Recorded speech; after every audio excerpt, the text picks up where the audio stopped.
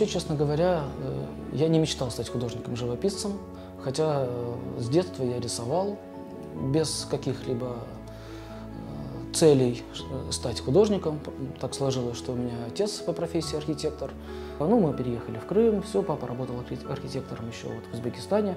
Когда мы сюда приехали, ну, не так было просто там с работы и все такое, но так получилось, что родители устроились в санаторий тут в Заозерном. Вот, мама логопедом, папа художником-оформителем. Ну, и там у него была небольшая мастерская.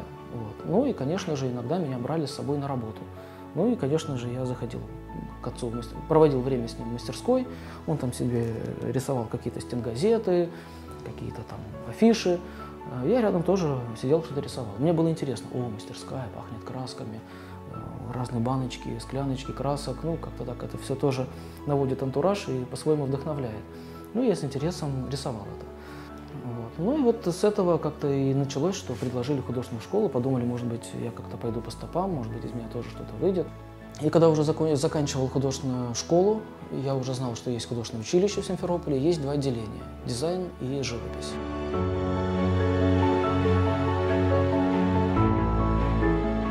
Поступал я на дизайн, был уверен в том, что буду заниматься именно дизайном.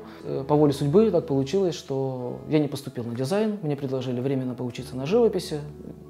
Ну, меня эта атмосфера так поглотила, вдохновила, что я решил остаться доучиться на живописи. И так сложилось, что когда я уже поехал после училища поступать в Харьковскую художественную академию, я подумал, хоть на этот раз поступить на дизайн. Когда я уже приехал со своими училищными работами в приемной комиссии, показываю, меня спрашивают, куда ты хочешь поступать. Я говорю, ну, или на промышленный дизайн, или на дизайн мебели. Они, глядя на мои работы, один из них даже встал, подошел ко мне рядом на мои работы, на меня, и говорит, слушай, не выдумывай, иди пиши заявление на живопись. Потому что там уже было видно потенциал живописца. Как бы я не сомневался бы в этом, как бы я не пытался бы уйти от живописи, все равно жизнь меня направляла именно в это русло. Ну вот скорее, наверное, так и получается, что не я выбрал профессию, а профессия выбрала меня.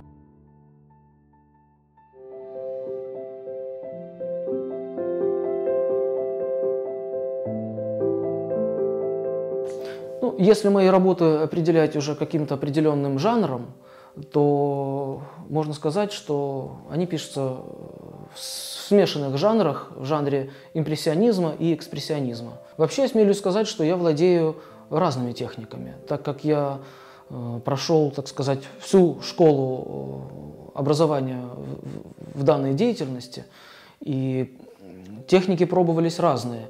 Реализм был актуален ровно до тех пор, пока не появился фотоаппарат, да? Точнее, когда уже утрачивалась актуальность передачи, скажем, там, изображения реалистичным образом, да, на холсте, то так появились художники, так называемые импрессионисты.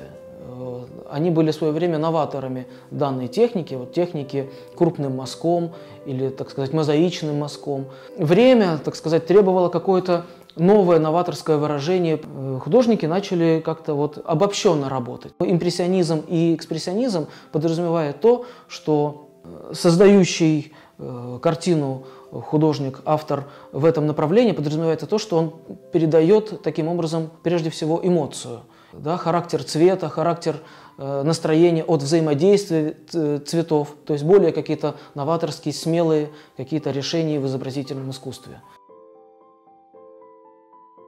И моя техника располагает подход здесь и сейчас. У меня такой характер, что я не могу сидеть долго на одном месте, да? То есть я достаточно подвижный человек. Именно поэтому я и выбрал свою деятельность в таком ключе, чтобы это было быстро, качественно, профессионально интересно. Вот я работал все это время над тем, чтобы совместить все вот эти вот качества, которые были бы сопутствующие моему характеру. Я спешу жить.